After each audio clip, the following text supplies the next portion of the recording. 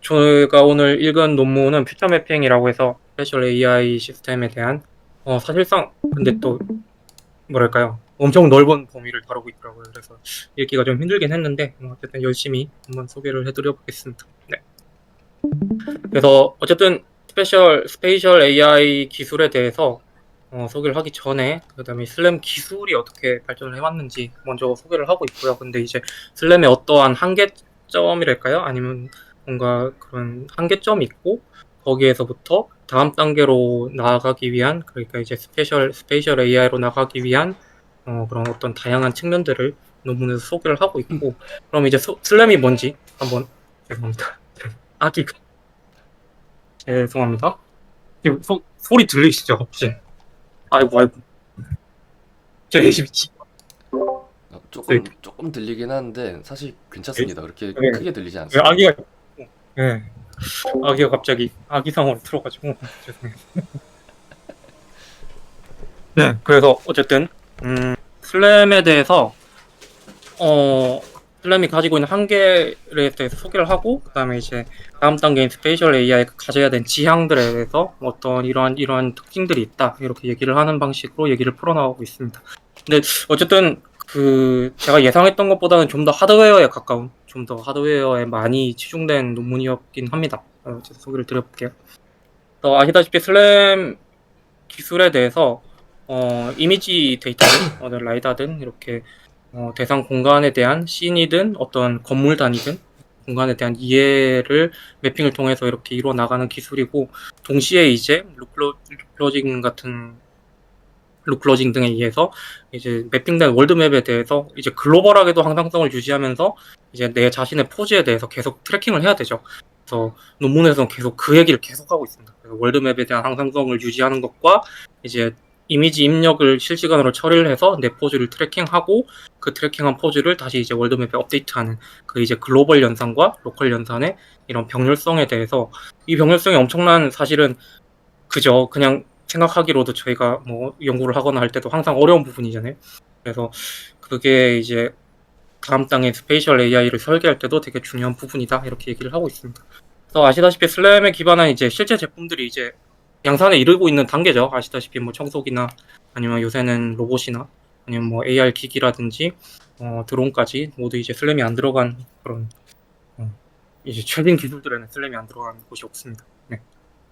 그래서 저자이신 앤드류 데이비슨 교수님은 이제 슬램코어 쪽에서도 같이 일을 하고 계신다고 하더라고요. 사실 저도 이번에 알았습니다. 그래서 슬램을 이제 슬램코어 쪽에서 세 단계 스테이지로 이렇게 발전해 왔다라고 정의를 하고 있다고 소개를 하고 있고 1단계는 아시는 그 스팔스 비전 피처에 기반한 자기의 포즈를 정확하게 찾고 대상 공간을 어떻게 잘 매핑을 하는데 어쨌든 매핑하는 거에 대해서 뭔가 대상 공간을 3D 리컨을 뭐 열심히 엄청 매핑을 댄스하게 잘 하겠다 이런 것보다는 로버스트한 로컬라이제이션에 약간 초점을 맞춘 그런 스팔스한 이미지 피처에 기반한 슬램이 1단계다라고 소개를 하고 있고 2단계로는 이제 댄스 매핑이죠. 이제 그 제가 알기로는 키넥트 퓨전 같은 기술들이 있는데 댄스 매핑 같은 경우에서는 뎁스 이미지 같은 이제 픽셀 같이 엄청 덴스한 그런 덴스한 레벨로 대상 공간을 좀 매핑하는 그리고 이제 3D 리컨까지 넘어가는 그런 기술이 되겠고 마지막으로 이제 3단계가 현 단계라고 이제 저는 그렇게 생각을 드는데 저는 이제 댄스 매핑 결과에다가 시멘틱 언더스탠딩까지 얹어가지고 이제 DNN 같은 데서 나온 시멘틱 라벨 같은 것도 같이 매핑을 하는 그런 결과가 되겠습니다. 그래서 이제 영상을 좀 가져와 봤는데 많이들 아시는 월비 슬램이 1단계의 약간 대표 주자일까요? 그렇게 이해를 하실 수가 있겠고, 그 다음에 보시면 이미지에서 이제 스팔스한 이미지 피처들을 찾죠. 이게 제가 기억하기로 패스트랑, 그렇죠? 피처를 찾아서 자기의 이제 포즈를 정확하게 이제 찾는 게 목적이 되겠고, 이제 이게 1단계 슬램이라고 하면은, 이것도 저는 잘 몰랐는데, 이 논문 퓨처 매핑에서 소개하고 있는 거의 대부분의 논문이 사실은 이제 앤드류 데비슨 교수님이 지난 30년간 연구해온 그런 모든 결과더라고요. 그래서 약간 진짜 대가라는 게 이런 거구나 좀 많이 느끼긴 했습니다. 어쨌든 2단계 댄스한 슬램이고 여기서 이제 키넥트를 사용해서 댄스한 뎁스 이미지까지 같이 이용해서 대상 공간을 이제 댄스라는 게 어쨌든 픽셀 레벨이죠. 거의 픽셀 레벨로 대상 공간을 매핑하는 그런 기술을 연구를 했었다. 이런 걸 또 소개를 하고 있고, 그게 또 2단계가 되겠습니다. 3단계는 이제 댄스 매핑 다음 단계로서 이제 댄스하게 매핑된 공간에다가 이제 DNN을 거쳐서 나온 시멘틱 피처들을 같이 올려서, 그러면 이제 공간에 대한 시멘틱 언더스탠딩이 가능해지니까 좀 더 다양한 태스크들을 할 수 있겠죠. 사실 저희가 슬램을 한다고 하면은 내 위치를 어떻게 잘 찾고 대상 공간에 대한 기하학적 정보를 어떻게 잘 찾느냐, 이게 사실은 기존의 슬램들의 목적이었다고 하면은, 이제 시멘틱 슬램과 스페이셜 AI로 넘어가면은 대상 공간에 대한 약간 의미론적인 그런 뭐랄까요, 정보들을 이제 매핑하고 언더스탠딩 하는 게 이제 스페이셜 AI의 목적이다, 이렇게 소개를 하고 있습니다.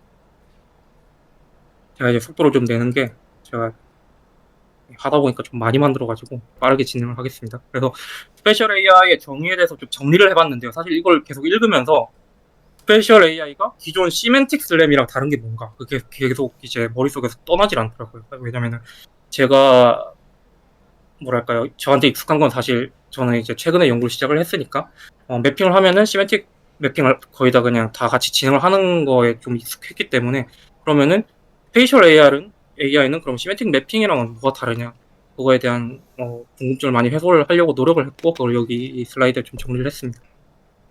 그래서 어쨌든 기존의 슬램에서는 공간에 대한 기하학적 이해를 하고 거기에 이제 시멘틱 클래스들을 입히는 그런 뭐 작업들을 약간 제한적인 어플리케이션을 타겟으로 한 거죠.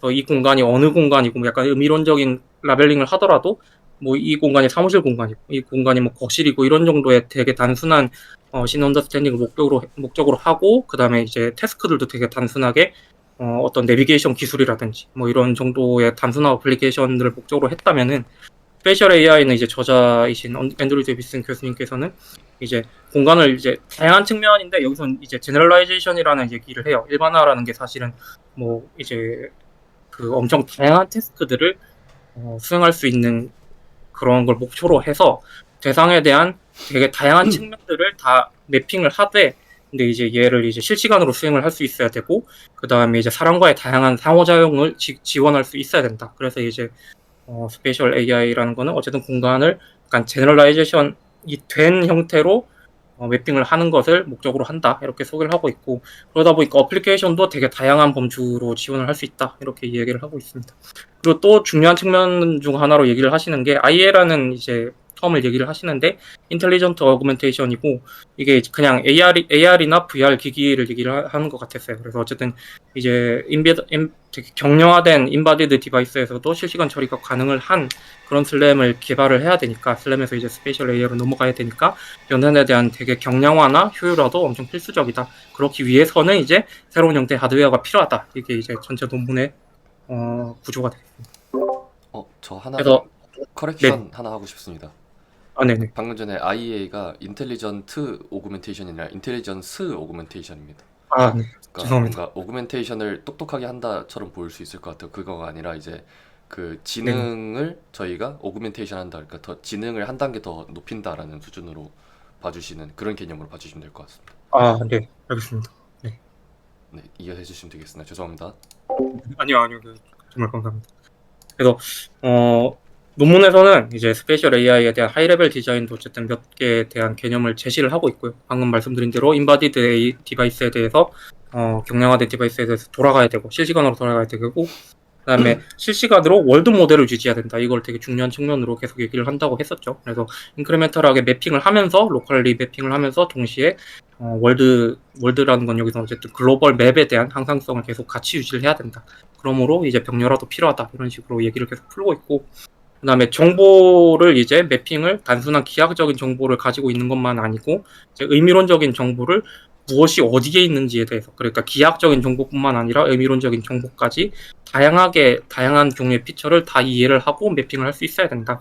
그리고 이제 또 중요한 그 특징용 하나로 얘기를 하시는 게 매트릭 스케일에 대한 얘기를 또 해요. 이제 어쨌든 스케일이 이제 매트릭 스케일이 아닌 경우에는 어떻게 기하학적인 정보를 뭐랄까요, 실제 뭐랄까 저희가 살고 있는 물리적 세계에 대한 컨스트레인트가 잘 반영이 되지 않는 경우들이 있기 때문에 약간 매트릭 스케일도 최소한 지역적으로는 제공을 해야 된다. 그런 정보를 제공해야 된다. 이런 얘기도 하고 있고, 그 다음에 이제 이 높은 품질의 리프레젠테이션을 제공해야 된다. 이런 얘기도 있는데, 이거는 이제 어떤 정밀한 태스크를 하기 위해서, 예를 들어서 저희가 로봇 팔이나 이런 매니플레이터 같은 것들이 이런 어떤 스페이셜 AI 기술을 토대로 어떤 정밀한 작업을 하기 위해서는 이제 그냥 되게 뭐랄까요, 러프한 이런 리프레젠테이션 뿐만 아니고 최소한 이제 뭐 로봇 팔이 집어야 되는 그런 정도의 정밀한 뭔가 표현도 같이 제공을 해야 된다, 이런 얘기를 하고 있습니다.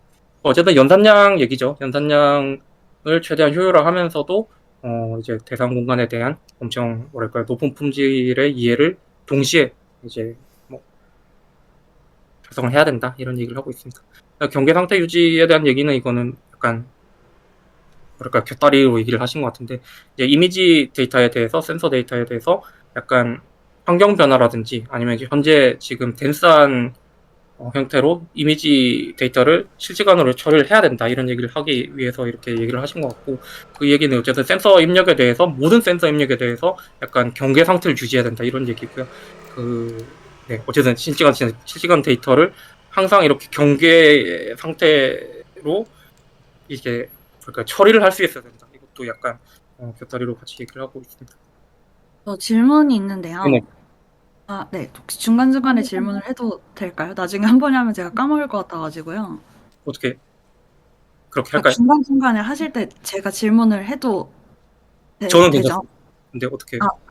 그렇게 일단은 제가 한 가지 이해가 안 가는 게, 네. 이 말이 이해가 안 가는 건데, 두 번째 그 실시간으로 월드 모델을 유지한다라는 말에서 네. 글로벌 항상성이 뭘 의미하는 거예요? 이게 맵에 대한 항상성을 유지해야 된다는 얘기인데, 예를 들어서 이제 어떤 공간에 갔을 때 저희가 뭐 예전에 갔던 루클로징 상황에서 예전에 있었던 오브젝트가 없어졌다고 했을 때, 이제 지금의 데이터랑 이제 글로벌 데이터, 그러니까 로컬 데이터죠. 지금 인식한 데이터랑 글로벌 데이터랑 이제 사실은 하나의 오브젝트가 없어졌다고 해서 걔를 다른 위치에 매핑시키면 안 된다, 뭐 이런 얘기입니다. 그래서 로컬하게 인지한 뭐랄까요, 내 포즈나 어떤 시멘틱 정보 같은 게 이제 글로벌하게도 항상 똑같이 유지가 돼야 된다는 얘기인 것 같습니다. 네. 네. 그러니까 뭐 예를 들어서 룹 클로징을 했었을 때, 뭐 예전에 있던 오브젝트가 지금 현재 룹 클로징 할 때 뭐 그 키프레임이 없을 수가 있잖아요. 네네. 근데 뭐 그럼에도 뭔가 이렇게 주변의 환경이 변하더라도 네. 그 룹이 뭐 다른 데서 클로징이 되면 안 된다, 뭐 이런 의미인가요? 그것보다는 이제 루클로징을 해서 전체 공간의 맵이 바뀌었어요. 글로벌 맵이 바뀌었을 때 그거에 따라서 현재 내 포즈가, 실시간 포즈가 바뀔 수도 있잖아요. 글로벌 옵티마이제이션이 일어나면은 지금 현재 로컬 포즈도 옵티마이제이션이 되니까 당연히 바뀌는 거 아닌가요? 저 질문하시는 분 소리가 안 들리는데 저만 안 들리나요? 저는 잘 들립니다. 잘 안 들립니다. 왜일까요? 아. 저는 잘 들리는데 이 사바사 디스코드 정신 차려. 디스코드. 저도 디스코드 안 해봐가지고. 그 질문 혹시 못 들으셨다면은 제가 제 목소리 들리시죠? 네네. 네. 네, 그 질문을 제가 다시 조금 그 반복을 하자면은, 그 여기 지금 두 번째 항목에 실시간으로 월드 모델을 유지라는 부분 있잖아요. 여기서 이제 네네. 동시에 글로벌 항상성 유지라고 하는데, 이 글로벌 항상성이 어떤 의미인지를 지금 질문을 주셨어요. 감사합니다. 네, 그래서 만약에 뭔가 루클로징 같은 게 일어나서 현재 센서 데이터로 인해서 글로벌 맵이 바뀐 게 다시 이제 현재 내 상태에 잘 반영이 돼야 된다는 거죠. 죄송합니다. 네. 그러니까 병렬성을 항상 유지를 해야 된다, 그런 얘기입니다. 글로벌적으로 옵티마이제이션이 되면은 그게 현재 상황에서도 옵티마이제이션이 동일하게 돼야 된다. 네, 맞습니다. 지금 어쨌든 슬램에서 저희가 트래킹이랑 맵 옵티마이제이션이 같이 돌아가잖아요. 그래서 그쵸? 어쨌든 맵 옵티마이제이션 같은 경우에는 글로벌리 일어나고, 트래킹 같은 경우에는 약간 로컬리 일어나면서 동시에 맵에도 이렇게 반영을 하는 그런 개념이 되기 때문에 항상 이제 다 항상성을 항상 유지해야 된다는 거죠. 그러면 이제 맵에서도 과거의 키프레임들의 포즈들이 다시 한번 이제 업데이트가 된다고 했을 때 걔네가 이제 글로벌리 다시 항상성을 유지해야 된다 이런 개념으로 이해하시면 될 것 같습니다. 감사합니다. 제가 좀 두서가 없어서 죄송합니다. 아닙니다. 저도 짧게 질문 그거- 한번 해도 될까요? 네네 그럼 네, 지금 시간을 지금 네. 시간 컨트롤 병철님이 하시니까 제가 짧게 하겠습니다. 마지막에 경계 상태 유지라는 게 네네. 그 경계가 어떤 머리 의미인지 잘 이상하시구나. 모르겠어. 그 뭔가 그 트래킹이라는 단어가 보이는데 혹시 이 트래킹 단어가 경계인 건가라는 생각이 들어가지고 잠시만요. 제가 이 부분이 뭔가 트래킹 상태 유지라고 하면은 뭔가 슬램에서는 이제 끊기지 않게 잘 해라 이런 느낌인 것 같은데 경계는 맞습니다. 제가 참 어떤 개념인지 잘 모르겠어. 이게 약간 스테이 얼럿 같은 느낌이에요. 그러니까 이제 모든 센서 데이터를 항상 체크를 하고 항상 이제 대응을 할 수 있게 실시간 처리가 가능해야 된다는 얘기고요. 뭐 센서를 빠뜨리거나 이러면 안 되고 예를 들어서 그런 거죠. 이제 앞에 뭔가 장애물이 있는데 센서 데이터를 빠뜨리면 안 되잖아요. 그래서 항상 이 경계 상태라는 게 그 얼럿을 제가 번역어를 한글로 하다 보니까 이렇게 된 거고 그러니까 센서 데이터를 빠뜨리지 네. 않고 항상 잘 이제 연산을 해야 된다. 그런 아. 얘기에 가까운 거. 네, 감사합니다. 이해됐습니다. 네네. 네. 그래서 이제 이 논문에서는 결과적으로는 슬램이 이제 1, 2, 3 단계 이렇게 발전해 오면서 슬램은 모든 것이 다 그래프로 돼 있다. 이게 이제 주요 핵심 아이디어라고 할까요? 그렇게 얘기를 풀어 나가고 계시고 그래서 두 가지입니다. 이제 데이터가 그래프 형태로 돼 있는 측면이 하나 있고 그다음에 슬램에서의 연산 구조가 또 그래프 형태로 돼 있다. 이렇게 두 가지 측면으로 얘기를 풀고 있고 거기에 걸맞는 어떤 이제 새로운 형태 프로세서에 대해서 얘기를 하고 이제 전체적으로 이제 랩업하는 그런 논문이 되겠습니다. 그래서 기존 슬램에서 그래프들이 어떻게 존재하는가에 대한 얘기를 하고 있고 그래서 일단 데이터에 대한 얘기를 좀 먼저 하면은 데이터를 또 두 가지로 나누셨어요. 이미지 그래프랑 맵 그래프로 얘기를 하고 있고 이미지 그래프는 그냥 이제 덴스한 이미지 픽셀을 얘기를 하고 있습니다. 그래서 이게 CNN 모델에 잘 적합을 하고 덴스한 데이터다 보니까 어쨌든 뭐 다루기가 좀 더 쉬운 편이라고 얘기를 하고 있고요. 왜냐면 상상을 하실 수 있다시피 옆 픽셀에 항상 픽셀이 있으니까요.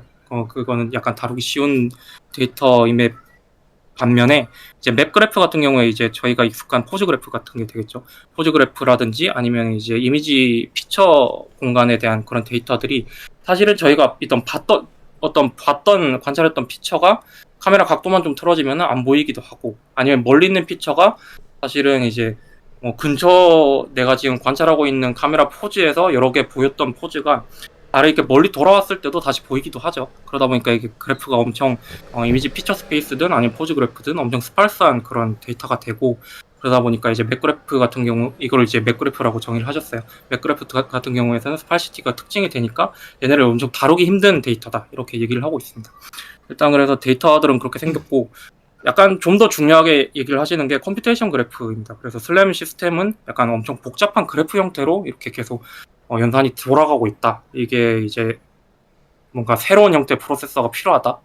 약간 뭔가 메인 근거가 되고 있습니다. 그래서 컴퓨테이션 그래프를 좀 더 자세히 설명을 드리면은 논문에서 이제 슬램 벤치라는 과거에 하셨던 작업을 소개를 하고 있고 얘는 뭐냐면 이제 키넥틱 퓨전 슬램 알고리즘에 대해서 약간 엄청 낮은 연산 단위로 슬램 벤치마크를 시도한 그런 논문이고 그러다 보니까 이제 파이프라인별로 세부 연산을 다 분류를 하고 각각의 연산 패턴도 이렇게 분류를 하셨어요. 예를 들어서 뭔가 어떤 데이터를 다 게더링하는 패턴이 있고 아니면 뭔가 이제 매핑하는 그런 뭐랄까요 데이터 간의 맵을 만드는 그런 구조도 있고 아니면 어떤 뭔가 시퀀셜한 그런 연산도 있겠죠. 그런 거에 대해서 이제 다 연산 시간을 분석을 해봤더니 가장 많이 드는 게 어쨌든 이제 바이레터럴 필터라고 뎁스 데이터에 대해서 이렇게 다 이렇게 커널 형태로 바이레터럴 필터를 먹이는 거 그거가 이제 연산 시간이 꽤 많이 들고 두 번째로 좀 많이 들었던 게 이제 레이캐스트라고 해가지고 이 키넥트 퓨전에서 볼륨메트릭 인테그레이션을 할 때 이제 복셀에다가 TSDF 퓨전을 합니다. 그래서 TSDF 퓨전을 했을 때 그 데이터들을 다시 한번 레이캐스트를 해요. 내가 센서 위치에서 레이캐스트를 이제 복셀에다가 해가지고 이제 TSDF 경계선에 대해서 다시 한번 이제 리퀘스트를 하면은 이미지를 다시 얻을 수 있겠죠. 덱스 이미지를 다시 얻을 수 있는 거랑 이제 센서에서 얻어진 실제 덱스 이미지랑 비교를 하는 과정을 거칩니다. 이제 이 연산이 엄청 연산량이 많은데 이제 앞에서 말씀드렸던 바이레터럴 필터 같은 경우에는 후다 같은 걸 병렬화 연산을 적용을 하면은 해소가 돼요. 이게 약간 연산량을 많이 줄일 수 있는데 레이캐스트 같은 경우에는 그게 잘 안 된다. 이런 얘기를 하고 있고 그걸 분석을 해보니까 왜 그러냐 하면은 레이캐스트 같은 경우에는 아시다시피 3차원 공간의 레이캐스트를 하면은 이제 덴스한 데이터의 픽셀 와이즈한 데이터에 비해서 3차원 공간에서는 내 옆에 데이터가 없을 수도 있어요. 그러다 보니까 이제 뭔가 엄청 스팔스한 데이터를 다루다 보니까 병렬화 효과가 엄청 적은 편이다. 이렇게 얘기를 하고 있고 인테그레이트라는 연산에 대해서는 뭔가 이제 다 연산이 끝난 데이터를 복셀라이제이션해서 업데이트하는 그런 연산인데 걔 같은 경우에서도 병렬화 효과가 되게 적다 이렇게 소개를 하고 있고 그게 왜 그렇냐 이제 봤더니 이제 아까 말씀드린 맵에다가 글로벌리 업데이트를 해서 항상성을 유지하는 작업과 동시에 엄청 스팔스한 데이터를 다루기 때문에 그렇다 이렇게 얘기를 하고 있습니다. 여기서부터 약간 이제 어떠한 새로운 형태의 이제 프로세서가 필요하다 이렇게 얘기를 하고 계시고 그러다 보니까 이게 시멘틱 슬램에 대한 컴퓨테이션 그래프를 이렇게 그리셨는데 초록색 데이터들이 입력이에요. 그러니까 기반이 되는 데이터 소스인데 보시면 데이터 소스는 3개밖에 안 됩니다. 이제 월드 모델이라는 게 맵이 있고 그 다음에 뉴 이미지 인이라는 게 이제 센서 데이터가 들어오는 거고 그 다음에 이제 카메라 스테이트가 이제 카메라가 어떤 포즈가 어떻게 놓여있고 이런 데이터가 되겠죠. 사실은 데이터 소스가 이렇게 한정적인데도 엄청 다양한 연산들이 슬램에서 이제 시멘틱 라벨링도 찾고 릴로컬리제이션도 하고 어쨌든 트래킹도 하고 매핑도 하는 그런 과정들이 다 이렇게 복잡하게 얽혀있는 이런 그래프 구조를 갖다 보니까 이제 사실은 이제 제일 중요한 거는 소수의 데이터가 엄청 복합적으로 다양한 연산에 이렇게 엄청 뭐랄까요 이렇게 뭐라고 해야 되나 이게 리던던트하게 죄송합니다. 리던던트하게 다 이렇게 쓸데없이 이제 뭐 데이터 액세스가 많이 일어나는 게 이제 비효율성의 근본 원인이다 이렇게 얘기를 하고 있기 때문에 그거를 해소할 수 있는 프로세서를 만들어 보자 이렇게 얘기를 하고 있습니다. 그래서 소개를 해주시는 게 IPU라고 해가지고 그래프 프로세서라고 하고 스페이셜 AI에서 앞에서 설명드린 이런 복잡한 그래프 구조 연산에 적합한 하드웨어다 이렇게 얘기를 하고 있고 결국은 이 IPU라는 거는 이 오른쪽 그림을 보시면은 어쨌든 엄청 밑에 거부터 보시면 되겠습니다. 밑에 거에 보시면은 이제 IPU라는 프로세서를 소개를 하면서 CPU랑 GPU랑 IPU랑 이렇게 비교를 하고 있어요. 그래서 CPU는 아시다시피 이제 프로세서 엄청 크고 메모리에 이제 랜덤 액세스를 하거나 시퀀셜하게 액세스라는 이런 형태로 돼 있고 GPU 같은 경우에서는 이제 엄청 다양하진 않죠. 싱글 인스트럭션을 하나의 이제 인스트럭션에 대해서 엄청 긴 뭐랄까 그 스트림 데이터죠. 스트림 데이터를 쭉 이렇게 입력시켜서 병렬 연산하는 데 익숙한 그런 프로세서가 되겠고 IPU 같은 경우에서는 이제 그래프 연산으로 완전히 엄청 다양한 연산에 대해서 엄청 많은 프로세서가 병렬화돼 가지고 다 각각의 이제 로컬 메모리를 갖는 이런 프로세서다 이렇게 소개를 하고 있습니다. 그래서 GPU 같은 경우에서는 싱글 인스트럭션 멀티 스레드라고 하면은 IPU 같은 경우에서는 엄청 다양한 이제 슬램 같은 경우를 얘기를 하는 거죠. 멀티플 인스트럭션에 대해서 또 멀티플 이제 스레딩도 동시에 가능하다 이렇게 소개를 하고 있습니다. 그래서 결국은 이제 병렬 처리를 하면서도 동시에 이제 각자가 이제 로컬 메모리를 갖고 이거를 얼마나 빠르게 메시지 패싱을 하면서 서로 간에 이제 지역적 메모리를 유지를 하는가 이게 중요한 그 논점이라고 볼 수 있습니다. 누가 없죠? 죄송합니다. 그래서 이런 IPU 구조에 맞는 스페이셜 AI 개념을 또 소개를 하고 있는데요. 그래서 세 가지 핵심 개념을 소개를 하고 있습니다. 하나가 맵스토어고 또 하나가 이제 리얼타임 룹이고 마지막이 이제 센서 단에서의 프로세싱을 소개를 하고 있습니다. 그래서 개념 자체는 앞에서 계속 얘기를 했던 거예요. 그래서 맵스토어는 이제 맵을 어떻게 저장을 하는데 이 맵에는 엄청 다양한 의미론적인 상호작용에 필요한 다양한 종류의 피처들이 다 이렇게 저장이 될 수 있어야 되고 그 피처들이 또 클러스터링이 내부적으로 알아서 또 될 수 있어야 되고 이거는 이제 언스퍼바이즈드 러닝을 위한 뭔가 사전 작업이라고 이렇게 소개를 하고 계시고 그 다음에 공간에 대한 종합적 이해를 지원하기 위해서는 아까 말씀드렸던 월드맵 퍼시스턴트를 계속 이제 대상 공간에 대한 항상성을 항상 유지를 하면서 이제 인크리멘탈한 매핑을 로컬하게도 계속 유지를 해야 되니까 앞에서 보여드렸던 IPU의 프로세서 간에 엄청 계속 이렇게 메시지 패싱이 필요하다 이런 얘기를 또 하고 계시고, 그걸 지원하기 위한 맵스토어의 개념을 이제 약간 그 로컬 메모리에 약간 주안점을 두고 이렇게 소개를 하고 있습니다. 네. 그리고 리얼타임 룩 같은 경우에는 그 센서 데이터 입력을 실시간으로 처리를 하면서 방금 소개드린 이제 맵스토어 업데이트를 동시에 이렇게 계속 수행을 해야 된다 이런 개념이 되겠고요. 이제 루핑이 계속 리얼타임으로 돌아가면서 이제 입력 데이터도 실시간으로 처리를 하고, 그러니까 트래킹을 하고, 이 트래킹한 데이터에서 피처를 뽑아내고 그 결과를 다시 맵업 스토어에 업데이트하는 게 이제 실시간으로 계속 루핑이 돌아가야 된다는 얘기입니다. 그러다 보니까 이제 특징으로서 대규모의 비전 병렬 처리가 필요하고, 그 다음에 계속 얘기가 나오죠. 맵스토어에 대한 항상성도 함께 유지가 되어야 된다 이런 얘기를 하고 있고, 그러다 보니까 결론적으로는 그러니까 어쨌든 이게 항상성을 항상 유지를 해야 되니까 중앙 집중적 연산까지도 이렇게 필요가 해지는 거죠. 그러다 보니까 이제 맵스토어를 지역적으로 구분을 해서 리얼타임 루핑이 돌아가는 결과를 이제 맵스토어의 지역적인 부분별로 이렇게 클러스터가 있으면은 그 클러스터에 지역적으로 업데이트를 하는 과정도 약간 메시지 패싱 같은 개념으로 지역적으로 메시지 패싱을 해서 계속 이렇게 지역적으로 업데이트를 해서 항상성을 유지를 하자 이런 개념을 또 제안을 하고 있습니다. 네.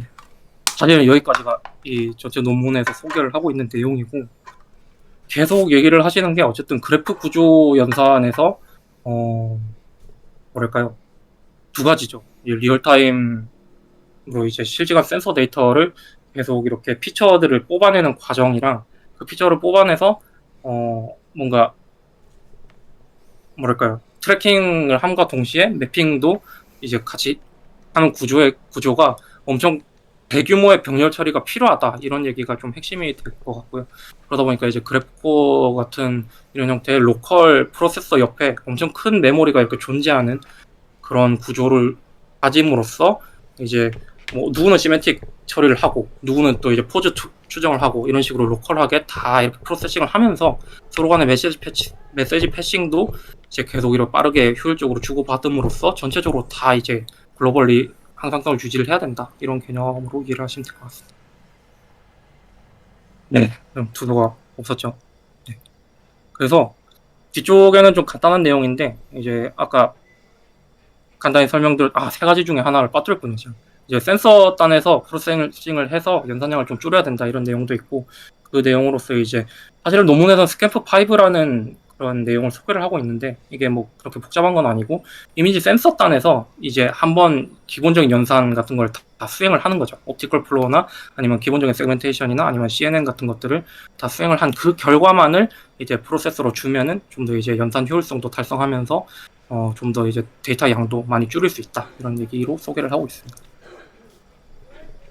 네, 그래서 사실은 제가 이 논문을 읽으면서 이게 2018년 논문이기도 하고 그래서 그런지 약간 스페이셜 AI에 대한 뭔가 엄청 뭐랄까요, 2018년 당시의 시점에서 소개를 한 것에 엄청 혁신적이다 이런 감상과 동시에 어느 정도는 저희가 지금 현 시점에서는 조금은 뭐랄까요, 봐왔던 그런 개념들이 아닌가, 그래서 좀 신기한 느낌이 들었습니다. 그러니까 뭔가 대가는 과거 시점에서 엄청 미래 기술을 이렇게 예측을 하고 뭔가 개념들을 제시를 할 수 있구나. 그래서 좀 되게 인상 깊었던 논문이기도 하고, 그래서 이제 제가 알고 있는 몇 가지 이제 스페셜 AI라고 부를 수 있는 그런 최신 연구 동향을 몇 가지 가져와 봤습니다. 첫 번째 논문으로서 이제 앤드류 데이비스 교수님 연구실에서 나온 논문이에요. 그리고 이크라 2023년에 소개된 거고, 얘는 뭐냐면은 대상 공간을 이렇게 너프처럼 렌더링을 합니다. 렌더링을 하면서 이제 포즈를 추정을 하고 볼륨메트릭 이제 렌더링을 동시에 하면서 거기다가 이제 비전 피처를 올려요. 그래서 CNN 피처나 아니면 다이노 같은 VIT 피처를 같이 올림으로써 3D 공간에 대해서 이제 오픈셋 세그멘테이션을 리얼타임으로 할 수 있게 이렇게 지원하는 모델입니다. 그래서 어쨌든 VIT 같은 거를 3차원 공간에다 이렇게 퓨전해서 올려놓고, 만약에 사용자가 이 영상 보시면은 이런 식으로 이제 오른쪽 보시면 2D 이미지 피처들이 이렇게 매핑이 돼 있는 거를 3차원 공간에 너프로 이렇게 너프로 올려놓으면 뭘 할 수 있냐면은 이제 사용자가 이렇게 인풋을 줘요. 얘는 이제 백그라운드고 얘는 양말이고 얘는 키보드다. 이런 식으로 이제 시멘틱 클래스들을 이렇게 하나씩 이렇게 매칭을 인풋을 주면은 얘가 이제 실시간으로 내가 매핑해 놓은 그 이미지 피처들을 판별을 해가지고 처음 보는 이런 물체들도 이미지 피처에 기반해서 시멘틱 라벨링을 오픈셋으로 이렇게 추정을 할 수 있는 그런 기술이 되겠습니다. 그래서 약간 앞에서 스페이셜 AI에서 얘기했던 약간 뭐랄까요, 다양한 종류의 피처들을 미리 매핑을 해놓는 그런 개념으로 좀 이해를 할 수 있을 것 같습니다. 그리고 이제 다음으로 2024년에 이제 앤드류 데이비슨 교수님 연구실에 나온 건데, 얘는 뭐냐면은 대상 공간을 셈으로 다 이렇게 쪼갠 다음에 그 셈으로 쪼갠 피처들을 이렇게 마스크를 이렇게 다 이렇게 분리를 해요. 왼쪽 그림처럼 이렇게 분리를 하고, 얘네가 사실 셈 마스크로 이렇게 분리가 된 애들은 사실은 이제 내재적으로 시멘틱 그 피처 공간에서는 약간 가까운 애들끼리 이렇게 마스킹이 돼 있겠죠. 그래서 같은 마스크 안에서는 유사한 이제 시멘틱 라벨을 가질 거고, 라벨이라기보다 시멘틱 피처를 가질 거고, 걔네들 안에서는 사실은 이제 뎁스 스케일도 같아야 된다, 이런 아이디어인 거죠. 그래서 이제 각각의 모든 마스크들에 대해서 스케일 파라미터를 따로 두고, 이 스케일 파라미터들을 각각의 마스크에 이렇게 할당을 한 거를 이제 조인트 옵티마이제이션을 돌리는데, 조인트 옵티마이제이션을 돌릴 때 이제 이전 다른 이미지랑 현재 내가 관찰한 이미지랑 두 개를 이제 SFM을 돌릴 때 이제 방금 말씀드린 뎁스 스케일이랑 이제 SFM에 필요한 릴레이티브 매트릭스, 트랜스포메이션 매트릭스를 두 개를 이제 조인트 옵티마이제이션을 돌립니다. 그렇게 하다 보니까 이제 뎁스 스케일이 뭔가 컨스트레인트 같이 들어가서 얘네가 이제 내재적으로 약간 시멘틱한 컨스트레인트가 같이 들어가게 되는 거죠. 그러다 보니까 이제 엄청 퓨샷으로, 여기서 논문에다 두 개나 세 개의 샷으로 이제 SFM을 되게 엄청 쉽게 돌릴 수 있다, 이렇게 소개를 하고 있고, 이러다 보니까 사실은 공간에 대해서 시멘틱 이해를 엄청 이런 레벨까지 할 수 있구나, 이런 약간 감명을 받은 그런 논문으로 소개를 좀 드리고 싶습니다. 네, 시간이 좀 많이 지나서 요것만 하겠습니다. 뒤에 더 있긴 한데. 그래서 마지막인데, 이제 하이드라라고 많이들 아실 텐데, 이제 3D 씬 그래프를 실시간으로 만들어주는 그런 논문이 되겠고, 어쨌든 이제 뎁스랑 이미지를 받아가지고 그 뭐랄까요, 이 이미지에서 2D 시멘틱 세그멘테이션을 만들어내고, 그 만들어낸 시멘틱 정보들을 이용해가지고 시멘틱에서 메쉬를 만들고, 그 다음에 오브젝트를 판별을 하고, 메쉬와 오브젝트를 기반으로 해서 대상 공간을 이렇게 분할을 하는데, 제가 아마 논문에서 기억하기로는 아마 브로노익 다이어그램을 썼던 것 같아요. 그래서 대상 공간을 이렇게 다 의미론적으로 분할을 하고, 우리가 알고 있는 플레이스랑 룸 단위로 이렇게 다 싱그래프를 실시간으로 만들어내는 그런 논문이고, 이 논문 같은 경우엔 유명하기도 하지만 또 앤드류 데이비슨 교수님이 뭔가 스페이셜 AI에 가까운 이런 기술이다라고 최근에 또 발표를 하신 게 기억이 나서 한번 소개를 드려봤습니다. 네. 제가 너무 급하게 하느라 두서가 좀 없었는데, 제 발표는 여기까지 하고, 혹시 질문 있으시면 주시면 될 것 같습니다. 우선 시간 너무 잘 맞춰주셔서 감사합니다. 제가 지금 너무 달리느라 사실 제가 두서가 좀 많이 없었던 것 같아서 죄송합니다. 네. 네, 질문 주시면 좋을 것 같습니다.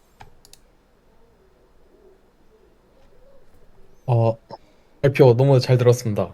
아유, 저- 감사합니다. 저 김희성입니다. 네. 발표 과정 중에서 그 앤드류 데이비슨 교수님이 제시하신 3단계 스페셜 AI 중에 세멘틱 언더스탠딩인데, 네. 여기서 세멘틱이 네. 그 3차원 포인트 클라우드에다가 라벨을 하나씩 붙인 거라고 이해해야 되는 걸까요? 아니면은 그것 간의 관계를 넣어주는 것? 아니면은, 그래서 이 세멘틱을 어떻게 해석하면 좋을지가 궁금합니다. 여기서는 시멘틱 퓨전이라는 기법으로 몇 번 발표를 하시더라고요. 여기서는 이제 간단하게 시멘틱 라벨로 이해를 하시는 게 나을 것 같습니다. 그래서 여기 영상에도 보시면은, 네. 그렇습니다. 여기 영상에도 이제 다양한 시멘틱 라벨들을 이렇게 3차원 뎁스에다가 이렇게 올리는, 매핑을 실시간으로 하는 그런 기법으로 소개를 하고 있습니다. 감사합니다. 네. 이거 제가 조금만 더 첨언해도 될까요? 네네, 네. 물론. 제가 사실 이번에는 가우시안 빌리프 프로퍼게이션 공부하고 싶어서 이 스터디를 열었는데 예전에는 사실 시멘틱 슬랩을 진짜 하고 싶어갖고 그쪽 거는 다 팠었거든요. 이 교수님 랩실 아, 거에서. 네. 거기서 이제 슬램 플러스 플러스라고도 다른 그 교수님 발표에도 나온 논문이 있는데 그거는 이제 다음 기수에 저희가 아마 볼 겁니다. 그거 보시면은 거기는 아예 애초에 맵 자체가 포인트 클라우드가 아니에요. 그냥 오브젝트가 하나 있다 라고 이렇게 됩니다. 그러니까 거의 3D 바운딩 박스처럼 오브젝트가 있고 사이즈가 있고 방향 오리엔테이션 포지션만 있고 그러고 끝나거든요. 근데 이게 어떤 물체인지 알잖아요. 이게 의자다 아니면 책상이다 이런 거 알잖아요. 그러니까 결국에는 시멘틱 슬램이라고 하는 거는 그 맵을 다룰 때 맵이 어떤 형태든 상관이 없어요. 스파스한 맵일 수도 있고 덴스한 걸 수도 있고 오브젝트일 수도 있고 아니면 막 딥러닝 네트워크 중간에 갖고 온 막 벡터 막 웨이트 이런 걸 수도 있는데 결국에는 걔가 어떤 오브젝트라는 거의 클래스를 얘기를 해줄 수 있어야 되는 거죠. 그 의미를 정말 담고 있는 그 특성을 가지고 있어야 된다는 거죠. 그리고 그게 슬램에서 사용이 돼야 된다는 거가 되겠습니다. 보통은 이제 내가 여기서 본 뷰, 그리고 여기서 본 뷰 해가지고 여기에는 이제 내가 물병이 있는 걸 알아요. 근데 이제 이거를 다른 뷰에서 봤었을 때 여기서 물병이 보이네. 내가 아까 봤었던 그 물병이잖아. 그러면은 내가 지금 보고 있는 뷰는 내가 아까 알고 있었던 그 물병이 있었던 뷰에서 이 정도 떨어졌겠다. 이렇게 생각하는 경우가 많거든요. 그래서 그렇게 슬램의 과정을 이어가면서도 이 의미론적인 정보를 사용할 수 있다고 하면은 그러면은 그게 시멘틱 슬램이 될 것 같아요. 맵이 포인트 클라우드가 돼도 되고 아니어도 됩니다. 감사합니다. 그래서 사실 그 말씀 엄청 정리를 잘 해주셔서 그래서 맨 처음에 보여드렸던 이 논문 같은 경우에서도 맵이 사실은 너프 같은 씬에 대한 그 MLP입니다. MLP로 이제 맵을 구성을 하고 그 맵 구성된 데서 iMap이라고 해서 이제 다른 기법 만들어 주신 게 있는데 그걸 토대로 이제 포즈를 추정하면서 동시에 이렇게 아까 보여드린 이런 뭔가 오픈 세그멘테이션도 같이 수행하는 뭐 그런 걸 소개를 하시더라고요. 네. 그래서 엄청 다양한 피처이기도 하고 엄청 다양한 형태의 맵을 또 다 이제 뭐랄까요 커버할 수 있는 그런 기술이 스페이셜 AI가 아닌가 뭐 그렇게 생각이 들었습니다. 네, 또 질문 주십시오. 네, 저도 질문 하나가 있는데, 네. 그, 제가 발표 들으면서 이해한 바로는 이제 슬램이란 게 결국에는 그래프 노드 형태로 데이터를 처리하고 저장을 하기 때문에 그거에 맞춰서 IPU라는 그 새로운 프로세서 유닛이 필요하다고 이해를 했는데요. 네. 제가 이 CPU, GPU, IPU에 대해서 그 연산이 어떤 식으로 다른지를 잘 몰라서 혹시 이거에 대해서 설명을 해주실 수 있을까요? 여기서는 어쨌든 IPU에서 아까 네네 뭐 더 말씀하셨네요. 아닙니다. 제가 잘 못 들었습니다. 죄송합니다. 네. 결과적으로 질문은 네. CPU, GPU, IPU의 그 연산 처리에 대한 차이점이 조금 궁금합니다. 네네.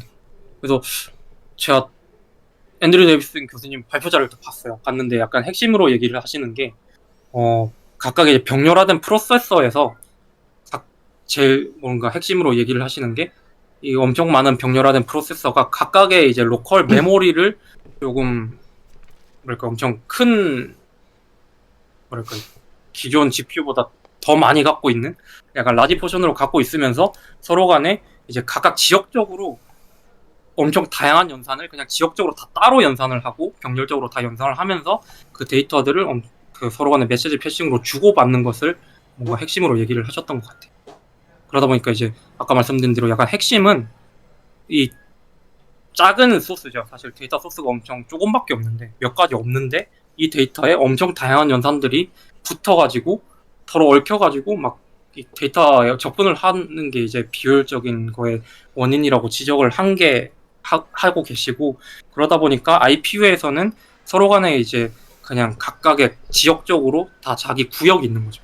구역으로 이제 시멘틱 라벨링 뽑아내고 막 매핑하고 포즈 트래킹하고 이런 거를 다 따로 돌리면서 서로 간에 메시지 패싱을 어떻게 잘 하고 그리고 서로 간에 다 이제 지역적인 메모리를 잘 유지를 하는 것이 약간 GPU랑 차이점으로 이렇게 설명을 한 것 같습니다.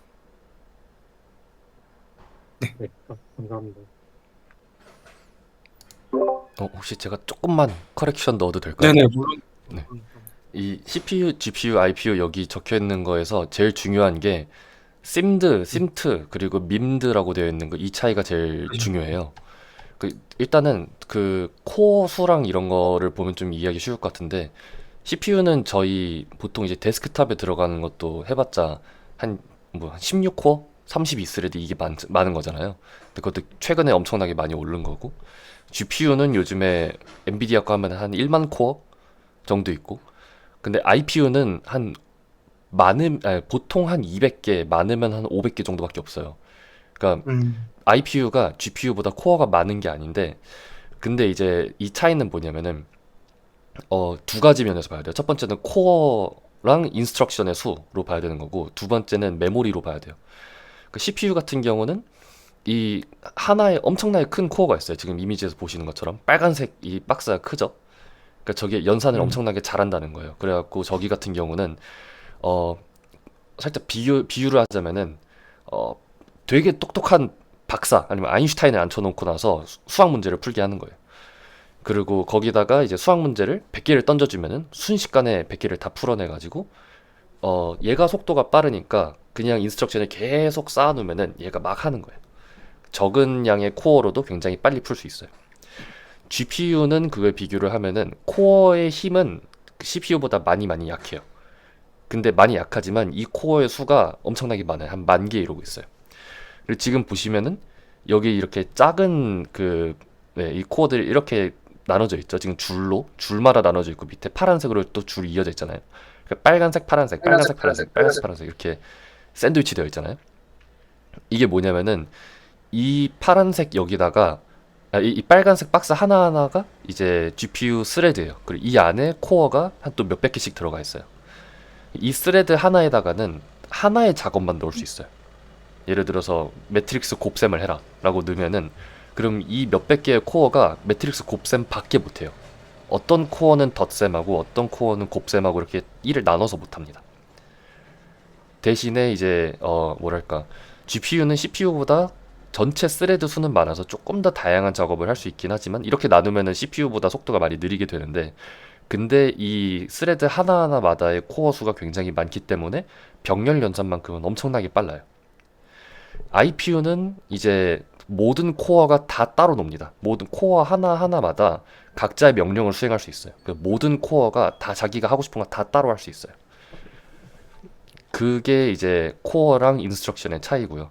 그리고 IPU, 그 다음에 이제 메모리를 보면은 CPU 같은 경우는 컴퓨터 구조 공부하신 분들은 L1 캐시, L2 캐시, L3 캐시라고 들어보셨을 거예요. 이제 그리고 저희 메모리, 램이 있고, 보통 이제 CPU에서 메모리를 긁어온다 그러면은 램에다가 호출을 하면은 램에서 특정 부분을 따갖고 와서 한 3메가 정도를 L3에 넣고, 그 다음에 L3가 꽉 차고 나면은 거기서 한 50kB? 아닌가? 200kB 정도를 L2에다 갖고 오고, 마지막에 한 3kB, 4kB 정도만 L1으로 갖고 온 다음에 거기서 레지스터로 넣어가지고 연산을 해요. 그러니까 그 가장 빠르게 접근할 수 있는 메모리는 3kB밖에 안 돼요. 값이 몇 개가 안 들어가요. GPU 같은 경우도 이제 이 스레드마다 이렇게 분산을 하긴 하는데, GPU는 조금 더 간단한 구조를 갖고 있긴 해요. 그리고 얘는 그래서 VRAM이라고 하는 다른 구조를 또 가지고 있고, IPU는 뭐가 차이가 나냐면은 CPU는 코어당 가장 빠르게 접근할 수 있는 게 3kB라 했잖아요. IPU는 한 1.5메가 이 정도 돼요. 그러니까 메모리가 커요. 그러니까 자기만의 인스트럭션이 있으니까 자기가 연산할 거가 또 따로 있고, 데이터도 많이 갖고 와서 제일 빠르게 연산을 할 수가 있고, 또 특징이 메모리끼리 또 옆에 붙어 있게 해놨어요. 그러다 보니까 자기가 연산을 끝내고 나서 옆에 있는 CPU한테 이거를 던질 수 있어요. 정보를. 그래서 아까 그 명철님이 얘기해 주셨던 지역적 특성이라 해가지고 멀리 있는 코어끼리는 통신이 느린데 가까이 있는 코어끼리는 통신이 굉장히 빨라요. 이건 제가 나중에 시간이 되면은 내일 가는 텐스토렌트 그거에서 보여드릴 것 같은데, 제가 좀 이따 선우님 발표까지 끝나고 나면 잠깐 자료를 보여드릴게요. 그거 보시고 나면 이해가 훨씬 잘 되실 거예요. 네. 어쨌든 감사합니다. 그런 것 때문에 여기 오른쪽 위에 보이는 그림처럼 그림이 지금 보시면은 막 이상한 그 색깔과 다양한 모양의 여러 개 떨어져 있잖아요. 네, 여러 개 있잖아요. 이 위에 그 지구처럼 보이는데 지구는 아니고 뭐랄까 막 그 좀 세포처럼 보이는 거. 저기 어떤 거는 막 주황색이고 어떤 건 빨간색이고 이러잖아요. 이게 사실은 뭘 표현한 거면은 그 CNN 네트워크에서 다른 오퍼레이션들을 표현한 거예요. 어떤 거는 3 곱하기 3 컨볼루션, 어떤 건 1 곱하기 1 컨볼루션. 근데 GPU에서는 이거를 하나 하고 인스트럭션 셋을 싹 다 캐시를 날리고 다시 3 곱하기 3 했으니까 끝내고 1 곱하기 1 해. 끝내고 다음 거 뭐 해. 끝내고 이렇게 해야 되는데 이 IPU 같은 경우에서는 1번 코어는 3 곱하기 3하고 2번 코어는 1 곱하기 1하고 3번 코어는 그 다음 거 하고 그래갖고 1번이 끝나면 바로 2번한테 던지고 2번은 1 곱하기 1만 계속하니까 메모리를 지우고 복사하고 할 필요가 없는 거예요. 그래서 빠르게 된다고 보시면 될 것 같아요. 그래서 이 다음 슬라이드에 나왔었던 이미지도 그래서 나온 거고요. 네, 여기 이 동그라미 보이잖아요. 이 지구처럼 보이는 요거가 사실은 CPU 코어들의 구조를 얘기한 거예요. 몇 개의 코어는 이 빨간색 부분을 담당하게 하자. 몇 개는 노란색을 담당하게 하자. 몇 개는 주황색을 담당하게 하자. 몇 개는 초록색을 담당하게 하자. 라고 한 거예요. 우리의 IPU가 500개의 코어가 있다 그러면은 뭐 30개씩은 여기다 여기다. 100개는 여기다가. 나머지 100개는 저기다. 이런 식으로 나눈 겁니다. 네, 그래서 네, 죄송합니다. 제가 시간을 너무 많이 잡아온 것 같아요. 제가 첨언이라고 해놓고. 감사합니다. 아이고 잘 설명해 주셔가지고 사실 요 오른쪽 위에 그림이 레스넷 구조로 하더라고요. 그래서 뭔가 뇌처럼 이제 각각의 영역들이 자기 이제 그 레이어들을 이제 담당하고 있는 거를 예쁘게 비주얼라이제이션 해주고 있다. IPU의 구조를 잘 보여주고 있다. 이런 그림이라고 합니다. 네. 잘 들었습니다. 그만 해야 될 것 같은데요. 네, 여기까지 하겠습니다. 네.